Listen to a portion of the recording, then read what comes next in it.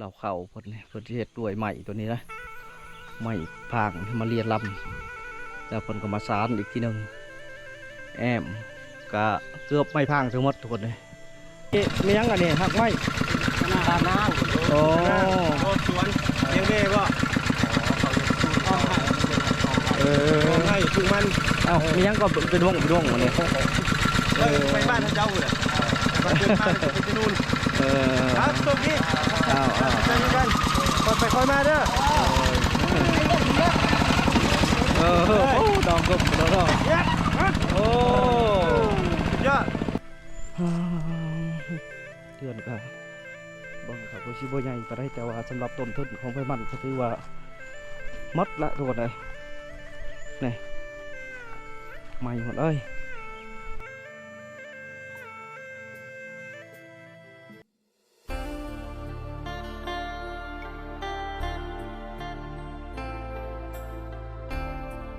โอ้ย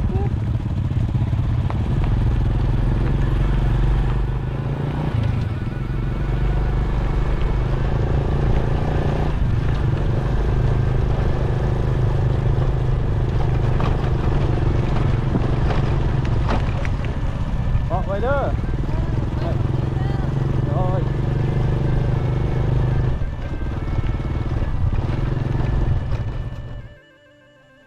ครับตักใจแล้วก็สบายดีมาทุกคนนะคนยินดีเข้าสู่ซ่องบ้านน้ำกันวิธีชาวบ้านเช่นเก่าเช่นเดิมทุกคนเลยก็เขากำลังอยู่บ้านปลาซิวเมืองบัวละพาแขวงขมวนทุกคนเลยตอนนี้เขากับทีมงานคือเก่าเดินทางมาฮอดบ้านเพิ่นเขาใช่การเป็นบ้านที่ห่างไกลโชคเด็กจากตัวเมืองถือว่าหลายกิโลเลยทุกคนเลยกับบ้านของเพิ่นนี่ก็อ้อมด้วยภูผาปลาดงเป็นบ้านชนเผ่ากระตากเขาใช่กับเพิ่นก็ชี้ใช้ดำรงชีวิตกันแบบนี้แหละทุกคนเลยแต่ว่ามีไฟฟ้าอยู่บ้านแต่ว่าหนทางก็คืออยากยากกันจะน้อยนะ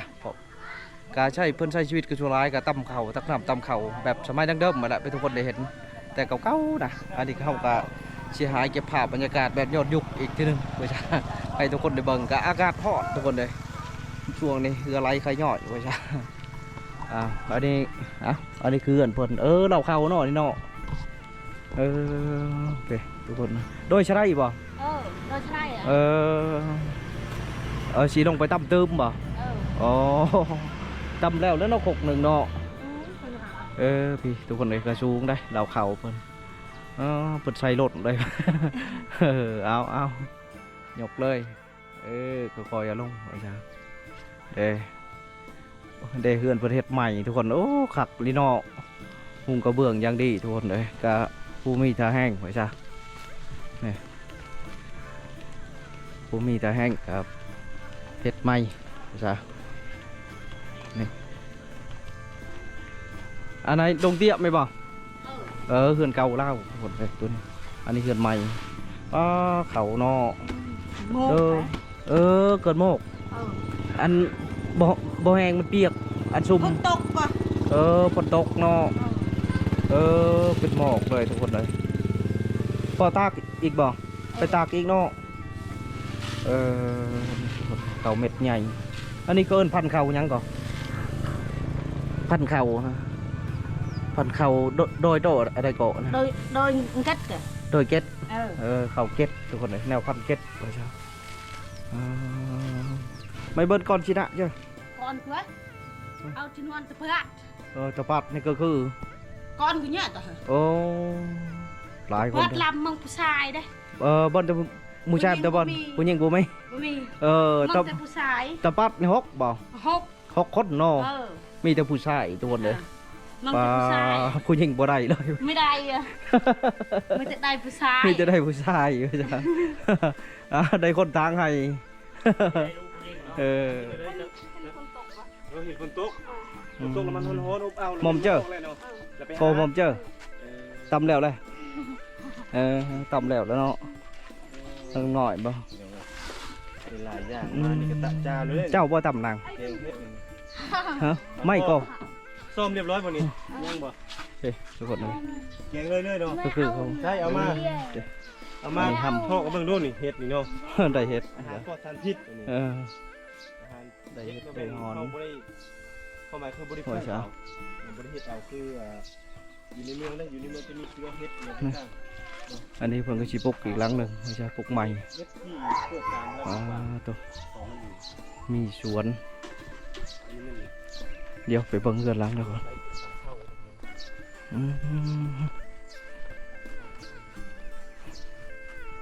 เดี๋ยวพ่อเฒ่าเพิ่นเฮ็ดเรือนใหม่สบายดีพ่อเฒ่าจะปลูกเรือนใหม่บ่โจดงตะไมปลุกเพื่อนใหม่บ่อ๋อและดงเตี้ย ฮะ เพื่อนเก่าอยู่ไส lục thiệu cạp nhẹ nè อ๋อไผใหม่ anh nói bữa tạo tầm mày ตะตะไมอันไหนดงเตี้ยอุยกาด bồn ọc thang rồi bà lắm อ๋อ cho bà bao chiên luôn รวยกว่าเจดเอิ้นกี่ rồi ọc อ๋อโตไม่ปล่อยจะได้อุยจังบ่ lục thiệu บันไม้ได้เอิ้นตะบ่เอิ้น ไม่ก็เอิ้นโอ้เอิ้นกี่เนาะดงเตี้ยคือปล่อยยิงไว้เด้อโดยไปเบิ่งว่าไผใหม่เฮือนทุกคนเด้ออันนี้คือเฮือนเพิ่นเฮ็ดใหม่เฮือนเก่าแล้วไผใหม่เพิ่นว่าทั้งไก่ทั้งหยังอยู่นะฮะทุกคนเด้อเป็นตะขึ้นอีต้นบ่เนาะเด้อทุกคนถือพื้นไผ่เนี่ยก็คือเป็นคู่เคียงมนุษย์เฮาทุกคนเลยก็คือใส่อยู่ครัวกินนี่แหละบัดเอาเผลอมือใดก็มือนั่นแล้วทุกคนเลยมันสิให้โทษแกเฮาไม่ใช่นี่คือนี่ก็ไฟไหม้เกินเปิดเลยไก่กระเพราอยู่นี่เลยนะโอ้ดีต้นเตือนก็เบิ่งครับบ่ชิบ่ใหญ่ก็ได้แต่ว่าสำหรับต้นทุนของไฟมันก็ถือว่าหมดละทุกคนเลยนี่ใหม่หมดเลยเหลือแต่ซากเล็กๆน้อยๆให้เบิ่งเครื่องนุ่งของถือว่าหมดนี่เริ่มหนึ่งใหม่ใช่สำหรับเพื่อนสร้างอันนี้คกนี่ก็คือเพื่อนผีนะนี่เพิ่นเอาไว้ตอนนี้เพิ่นตกไว้เห็นเพิ่นอ้อมข้างในนะโปรแมนว่าเพิ่นสีอ้อมชื่อๆนะตามเฮาขึ้นนะนี่เพิ่นกอดเพิ่นเกี่ยวไว้ไม่ได้ข้างในอันนี้คือเหล่าเข่าเพิ่นแต่ว่าไฟบ่ได้ไหม้ทุกคนนะประมาณนั้น บองกระโด กล้วยป่าปีกล้วยป่า ปีกล้วยป่าเนาะบองกระโด อ๋อ ครบมันเลย อันนี้คือเข่าคนต่ำแล้วนะคนเข่าให้เม็ดชิ้นใหญ่ๆนะชื่ออะไรกับคนเนี่ย ฮะซื้อนางยง โอ้นางยงป้าพัวจะปีแหละรถนะเนาะปีหนึงเอาพัวบ้านไหนนะ บ้านจลา โอ้นับจะลาบุงเอาผักกูสู้เนี่ย สาวยงอันนี้น้องยง สาวยง ปีหน้ามาพี่หน้า พี่นาว่า บ่บางนิดนึงบางนี่อายุนี่ประมาณจักปีอายุนี่ 19 โอ้19 ปีทุกคนเลย สาวยงขึ้นยงบ่ลงจักเทื่อเห็นบ่สาวงามบ้านป้าทางให้ทางสวนแล้วเนาะเจ้าเนาะ ไปทางให้บ่ ป้าป่วยจักปีแล้วอีนะ ปีหนึง ปีนึง กับปีหนึงบ่โอ้ก็เลยพาลูกกลับมาอยู่น้ำพ่อน้ำแม่อยู่สาวงามบ้านป้าขั้นบ้านเฮาเลยกำลังขึ้นสาวได้สักนิดได้ ขึ้นสาว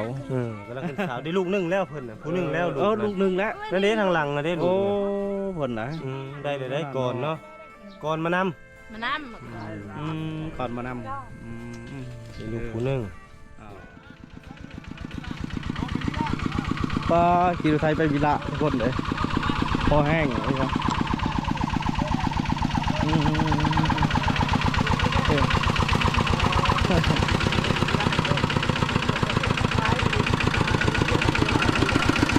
โอ้ไปวิละไปชื่อยังเลยนี่ไปวิละนี่โอ้อันนี้มียังอันนี้หักไม้ ตามน้า โอ้ สวนเลี้ยงแม่บ่ให้ถึงมัน เอ้ามียังก็เป็นวงอันนี้ ไปบ้านท่านเจ้าเลยไปเดินมาไปที่นู่นครับตรงนี้ไปกันไปคอยมาเด้อ โอ้ดองกบดองโอ้ ยอด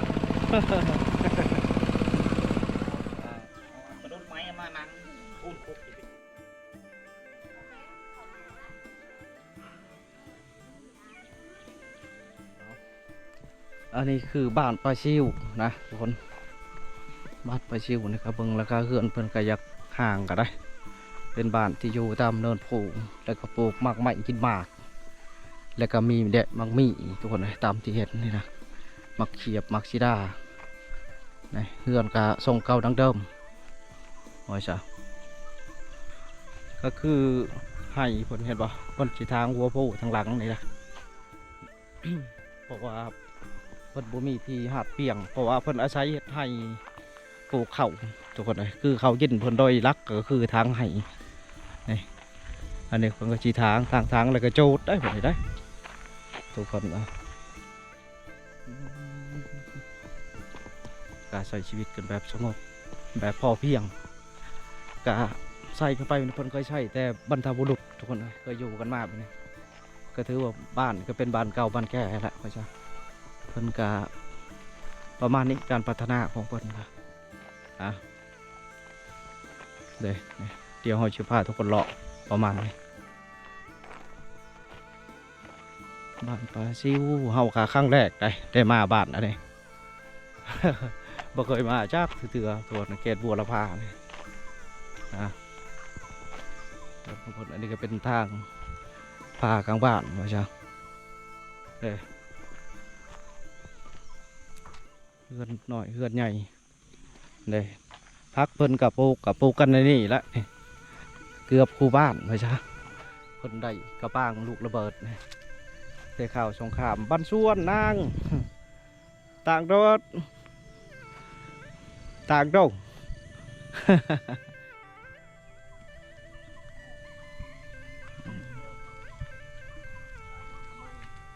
มาให้ทุกคนเบิ่งกระปางผักคนไหนเด้สูงเลยตัวไหนพอดีท่วมหัวไปถือว่าซัดในแล้วว่าจ้ะบริกินแล้วว่าจ้ะมาอยู่สูงกว่านี้นะก็น่าเพิ่นเอาเพิ่นก็ยังขึ้นต่อว่าจ้ะ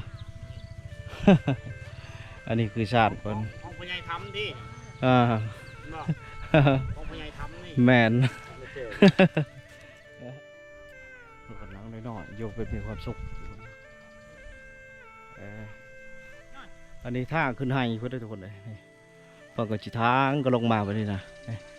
ก็ปูเทิงปูแต่ว่าไฟผ้านี่ก็ยังเข่าบุคูเพื่อนโทษเลยคือเนื่องจากเงินครับนี่แหละผู้ไม่แล้วก็ใส่แสงโชว์ได้เชี่ยวไปนะเพราะว่าเพิ่นก็สิหากันยากนะเขตชนบทเพิ่นสบายดี โดยเห็นยังอยู่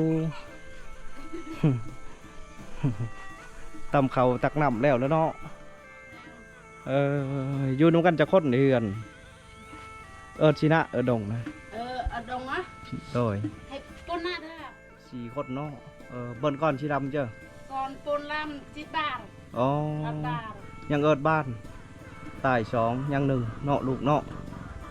มูแซมบ่ชื่อเมียง măng chỉ miếng như lời มีแต่ได้ลูกชายทุกคนเลยมูแซมจะเบิ้ล tao bơn thèm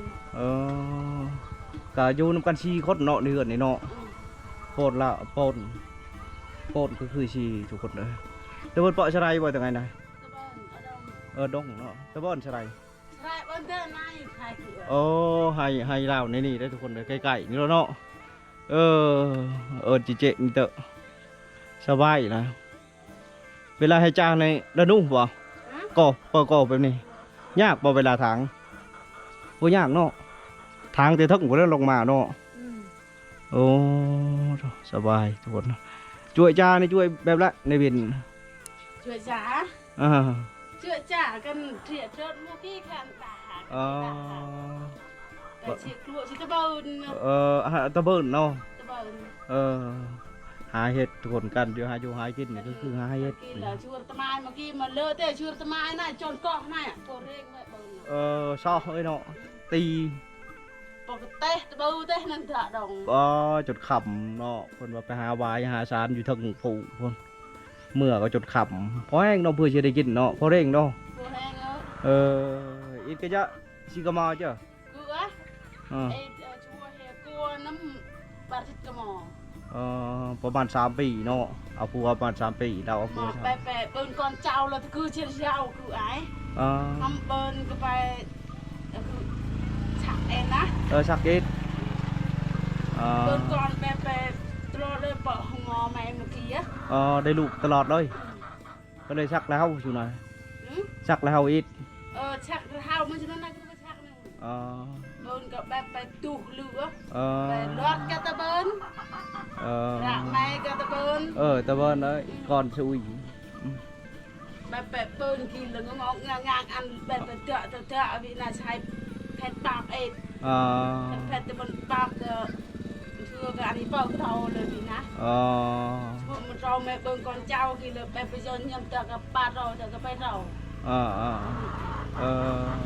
กี่กับเบิ่งกับชักฉะนั้นเราจะไปชักนึง ตะเบินชักอันก็เปาะทำไมอันนี้ ก็ทำไมก็จะแพ้นะ อ๋อ ตะบนปลาตะบนปลาตะบนปลา เออก็คือเราจะชักเกี่ยวครบผมมีเงินไปทุกคนนะยากไปจ้ะเอาเปาะไว้เด้อขอบใจไปต่อทุกคนเลยทุกเรือเริ่มไหลแล้วบอกใจเยอะ เนี่ยโอเคช่วงเรือไหลแหละพอแดดช่วงนี้มันจัดจ้านดิครับบอกใจพิดนาพิดตา นะบันชวนปล่อยจะได้เดินเปาะช่วยจ่าป่ะเดินเปาะเบาะรถคลักเลยเนาะตัวโตtạiกระสอบสรึง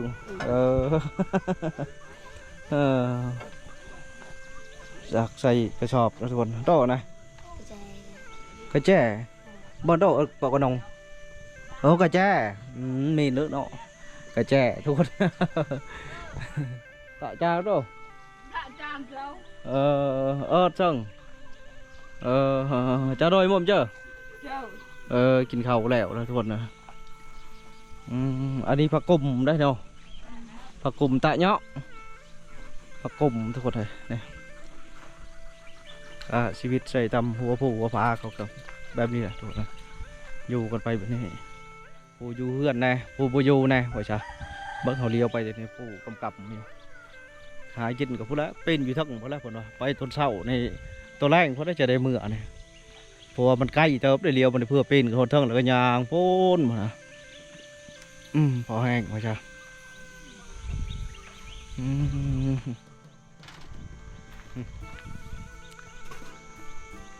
เดี๋ยวทุกคนก็ยุ่ง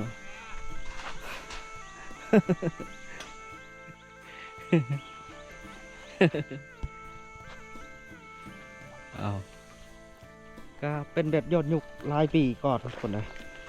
ก็เป็นแบบนี้แหละแต่สมัยก่อนแต่ไม่เท่ายังหน่อยนะแต่ตัวนี้ก็ยังเขตชนบทและจังหาเบิ่งได้นะคนเลยคือกันหลังนี่ก็ได้คนก็อยู่กันแบบนี้บ่ฮู้ว่าเพิ่นอยู่เฮือนหรือเปล่าคือสิบ่อยู่แล้วไปสวนทุกคนนะบ้านสวนช่วยตะโตดอยู่เฮือนเอาหลานตะเบินเปาะสไลด์เนาะจังไงนะตะเบินบ่แม่นคนเนาะตะเบินสไลด์โดยนี่กรอกอีดบ่เขานี่ตับเอาเนาะมันอีดเจ้าเบะบัวอะไรเปาะสไลด์เปาะเวียก็คือพ่อแม่ไปเวียกเปิดเอาหลานเขานี่ตั้มเอาเนาะเด้หงสีก็เบิ้นบ่เนี่ยหงสีก็ไม่หงสีขนาดน้อยทุกคนเลยแล้วก็ปัสจากบ่ได้ก็คือโคกต้องได้ไม่ คือหงสีดังเดิมตัวนี้โอเคอันไหนดงเตี้ยบ่nàyเฮือนเก่าเขาแต่ก่อนทุกคนนะอันนี้คือชวนพัก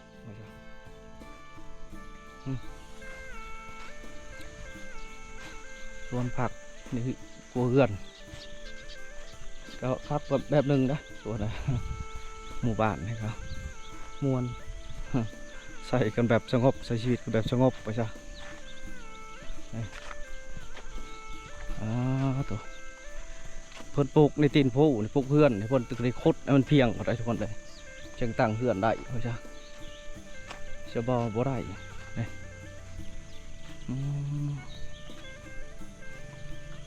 บ่ฮู้มีคนอยู่หรือบ่ส่วนร้ายก็บ่แม่นนะแต่เพื่อนนี้มีไฟฟ้าแล้วก็ปะบ่ได้กับโซลาร์เซลล์คือเก่าแต่ก็มีจานดาวเทียมนะเบิ่งโทรทัศน์พัดลมบันส่วน อีเจ้าเบะบัวอะไรเปล่าจะแล้วปอลายไปเวียกดงไม้กรักเนาะเจ๊ก่อเถอะช่วยจ้าเท่าไหร่แต่ว่าช่วยจ้าช่วยด้วยดินหาวายหาสารก็คือแถวนี้นะทุกคนเลยชินะในดงชินะในดงนะ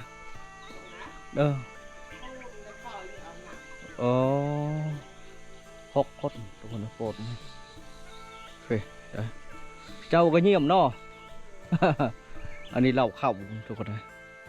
เราเข้าคนนี้คนที่เห็ดด้วยใหม่ตัวนี้นะใหม่พางมาเรียนลำแล้วคนก็มาสานอีกทีหนึ่งแอมก็เกือบไม่พังทั้งหมดทุกคนเลยสำหรับเหล่าตัวนี้